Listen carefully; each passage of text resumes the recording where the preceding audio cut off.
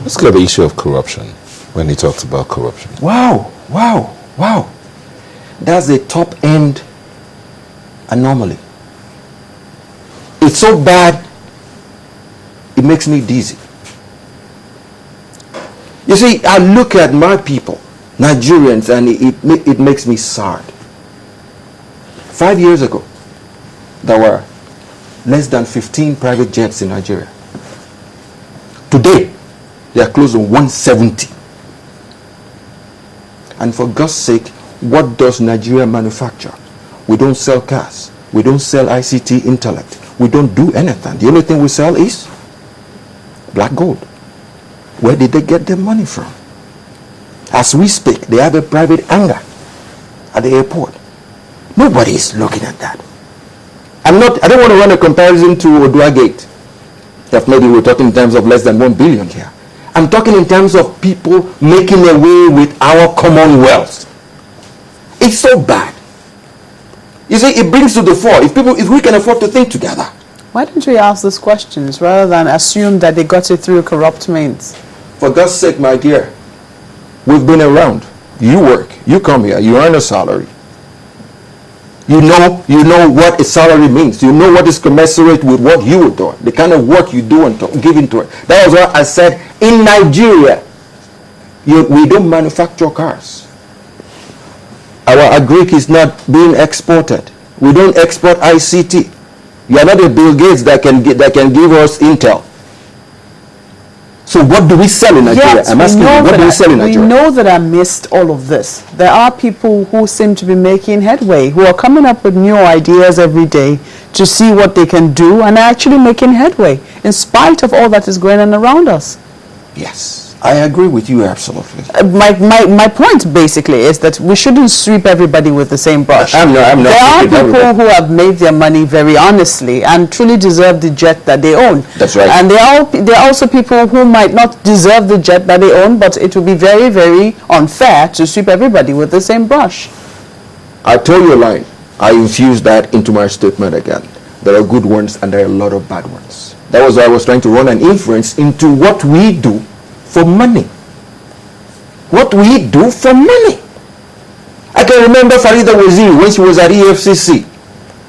She said, God forgive me, that she cannot imagine how come Nigerians love money so much. Some of them have the kind of money they cannot spend in multiple lifetimes.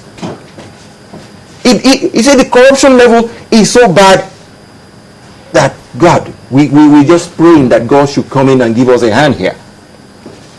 You see, let me go ahead again, because somebody somewhere on air was mad at OBJ for saying a Nijo man, maybe this is the last time a Nijo man is going to be first and last time a Nijo man is going to be this or that, Mr. President. It might be a statement out of, it might be a wrong statement, but I will say it's not wrong. If you factor in the fact of mentor and protege of OBJ and GJ. This is a man who is lucky. His name suits him. In less than 20 years, he has moved through everything that is governance in Nigeria. Deputy governor, governor, vice president, president. In my own lifetime, that is the luckiest man I've ever seen. And in that luck, Obasanjo was a factor of that luck.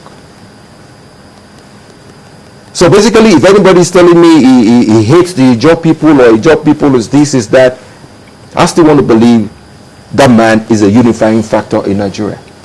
The big time unifying factor in Nigeria. And I guess it's high time we really look at it closely. How would you want the president to reply to this letter?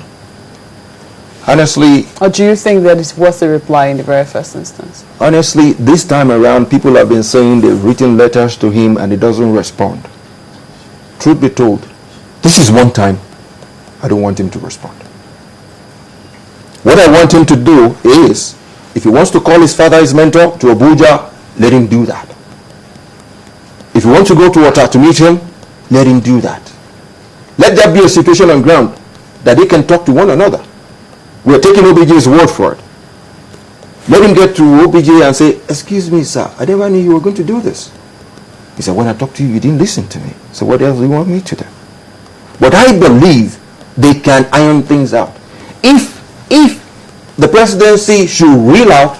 Is this about iron? Do you think this is a personal tiff between them? Honestly, in Nigeria, the level of corruption, the level of that kind of politicking is always self-centered. The party does not hold anybody together. Lately, we have 5-7 going any which way.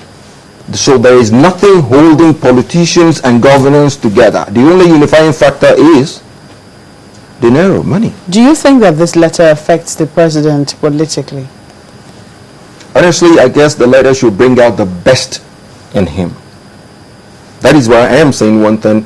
The reaction, his own presidency's reaction should be one-on-one.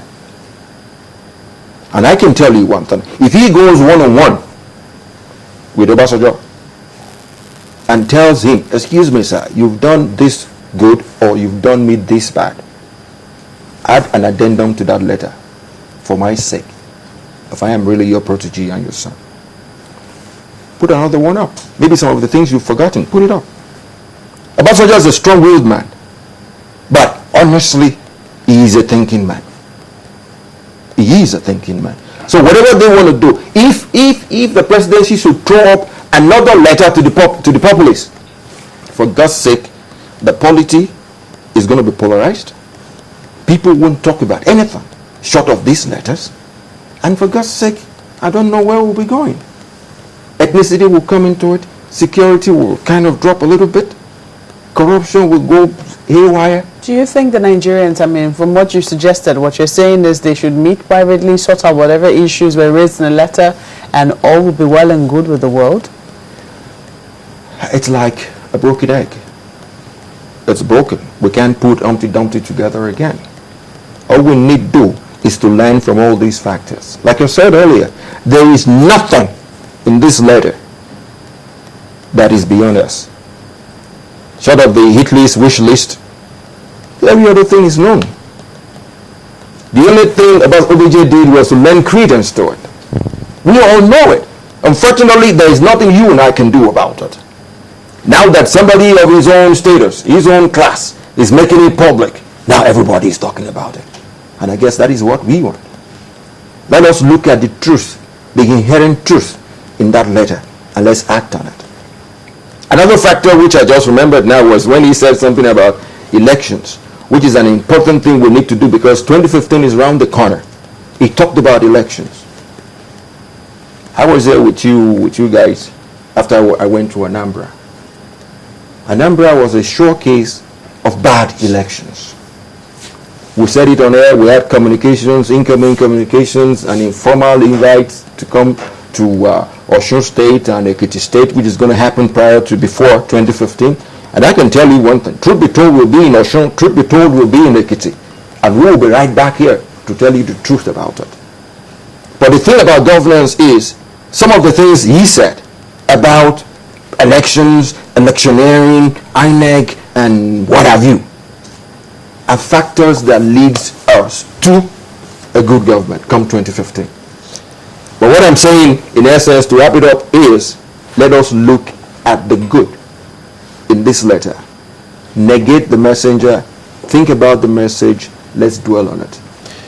Well, Bola, I would like to thank you so very much for being part of this program this morning. Well, he's been talking on the letter by former President Olusegun Obasanjo. Well, Sarah still takes a moment now, and we will return to join us again.